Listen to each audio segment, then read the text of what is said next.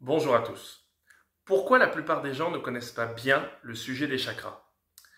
Dans cette vidéo, je vais vous donner une très bonne réponse. De la même façon que vous avez des planètes dans le ciel, pour faire très simple, de la même façon vous avez des chakras. C'est-à-dire qu'en fait, les planètes qu'on connaît tous dans le ciel, chaque planète est différente, elle a une énergie différente. Eh bien, les chakras, c'est pareil, sauf que là, c'est dans un domaine énergétique avec un positionnement précis du corps.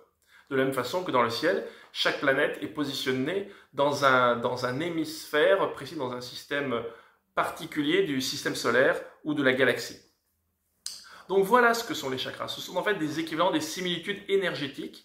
Et en fait, on peut un peu scientifiser la chose parce que lorsque vous observez une partie du corps précise, ça radiera tout le temps la même énergie. C'est pas que dans vos bons comme dans vos mauvais jours, ce sera tout le temps la même énergie qui radiera. Donc c'est très intéressant. Mais évidemment, et c'est la particularité, c'est qu'on est dans un domaine plus incarné, plus humain. Voilà. Les planètes, c'est un domaine du système solaire ou de la galaxie, mais alors que les chakras sont dans un domaine humain. Donc il y a une interprétation à chaque fois très humaine qu'on en fait. Mais ce qui est intéressant, c'est que ce qu'on retrouve dans le ciel, dans la galaxie, on le retrouve en fait de façon énergétique dans le corps.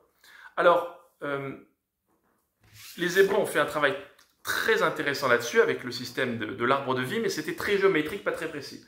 Là, vous avez 10 séphirotes, donc 10 chakras en parfait accord avec les 10 séphirotes. C'est le travail que j'avais fait en 2012, je crois.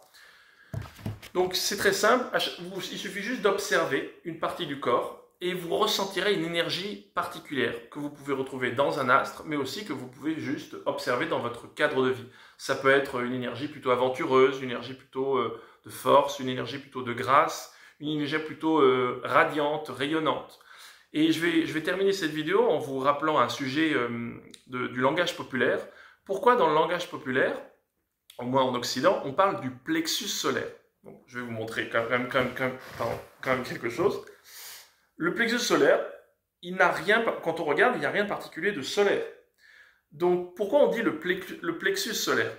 Eh bien, en fait, probablement que des fois, ce sont des messages poétiques qui ont été donnés par des anciens, soit alchimistes, soit chercheurs spirituels d'autrefois, qui ont participé au langage d'autrefois et qui ont dit, voilà, le plexus solaire, c'est pour inviter les gens à découvrir le chakra, qui est en l'occurrence celui qu'on appelle Manipura chez les hindous ou Tiferet chez les hébreux, qui est en relation avec le soleil. C'est pas le soleil, mais c'est équivalent.